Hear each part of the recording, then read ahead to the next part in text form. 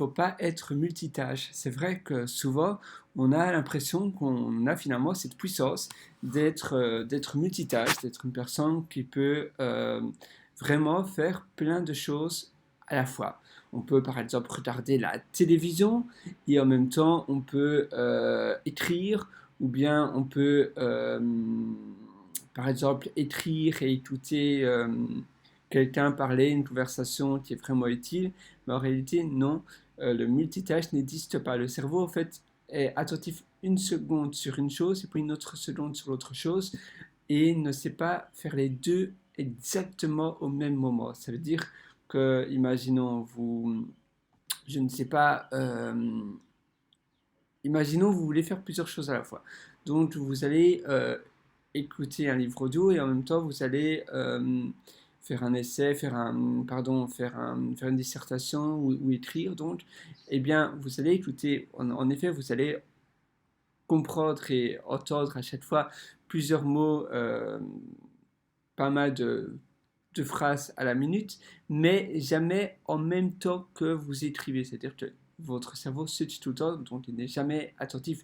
Il entend une phrase, et puis après, vous écrivez, et bien là, il annule ce que vous ne pouvez plus comprendre. Vous entendez du bruit, mais vous ne pouvez plus votre cerveau ne sait plus interpréter l'information et puis après à nouveau il re-switch vers, vers ce qu'il entend et puis après à nouveau sur ce que vous faites et du tout finalement votre attention est vraiment détruite, elle est vraiment voilà la qualité d'écoute et la qualité de ce que vous faites l'autre tâche en même temps devient alors médiocre. Par contre, si vous faites une seule chose à la fois, si vous regardez, mettons, un tutoriel, un cours audio, rien que ça, en faisant rien d'autre, eh bien, vous allez être beaucoup plus attentif et le niveau de compréhension va être bien plus élevé. Imaginons parfois on est tenté à suivre un cours en ligne, regarder une vidéo sur internet et en même temps finalement je ne sais pas, pour ma part, je suis un programmeur, je suis un développeur plutôt, et parfois je code, évidemment, je crée des logiciels, et en même temps de cela, je vais à la télévision, par exemple, regarder une formation de marketing. Eh bien, à chaque fois, donc, je code un petit peu, et puis après, je regarde la formation, mais mon cerveau ne sait pas faire les deux exactement au même moment. C'est pour ça que c'est vraiment important de ne pas être multitâche parce que finalement, vous allez faire une tâche beaucoup plus lentement et le niveau, la qualité, on va dire, va être bien inférieur que si vous faites une seule chose. Les seules choses qui peuvent être faites en multitâche sont, par exemple, si vous marchez, par exemple, et vous écoutez un livre audio, ou vous marchez et vous lisez en même temps. Parce que là, c'est une tâche, on va dire, intellectuelle, une seule chose intellectuelle et une autre qui est plus ou moins une tâche primaire. Marcher, on ne doit pas se concentrer, le cerveau ne doit pas se concentrer sur la marche, vous voyez. Et du coup, ils, le cerveau peut être attentif sur la lecture, sur l'écoute, etc. Parce que l'autre chose que vous faites est quelque chose qui ne demande pas de la concentration cérébrale. Par exemple, vous pouvez nettoyer, faire le ménage et en même temps être très attentif en téléphonant ou bien en parlant à quelqu'un. Vous pouvez conduire et en même temps téléphoner ou écouter les, la radio, etc. Parce que là, c'est une tâche, on va dire, moins le cerveau. En fait, le cerveau fonctionne en fond de tâche, plus ou moins. Il, c'est votre cerveau inconscient finalement qui va marcher ou bien qui va conduire et du coup le cerveau peut déléguer la partie vraiment importante à faire une tâche intellectuelle.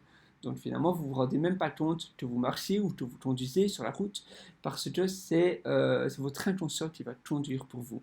Euh, oui voilà, c'est comme dans un ordinateur, ça va fonctionner en tâche de fond. Et du coup, là, c'est possible. Mais si c'est deux tâches qui demandent vraiment de la concentration cérébrale, comme je vous disais, mettons parfois, je suis tenté à même regarder un film et en même temps à, à, euh, à écrire un logiciel ou à écrire un article de blog, regardez. Ici, on est tenté, vous voyez, regarder un film et en même temps, on peut écrire un article, etc. Mais oui, un film, ça va, mais si c'est quelque chose de plus comme un séminaire en ligne, un cours, comme je vous disais, de peu importe, de marketing, de médecine, même d'informatique, etc. Et en même temps, faire quelque chose de très intellectuel, mais de très cérébral, comme, je ne sais pas, faire des maths sur votre PC, les deux ensemble, ça va pas du tout aller.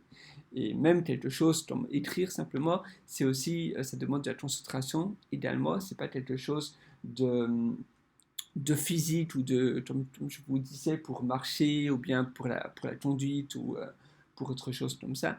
Et bien là, ça, voilà, vous devez vraiment éliminer les multitâches. C'est très tentant de le faire, mais vraiment, mais ici, vraiment d'éliminer. Et maintenant, au final, pour terminer ça, il y a aussi des personnes qui aiment bien, je sais, qui aiment bien écouter de la musique en travaillant.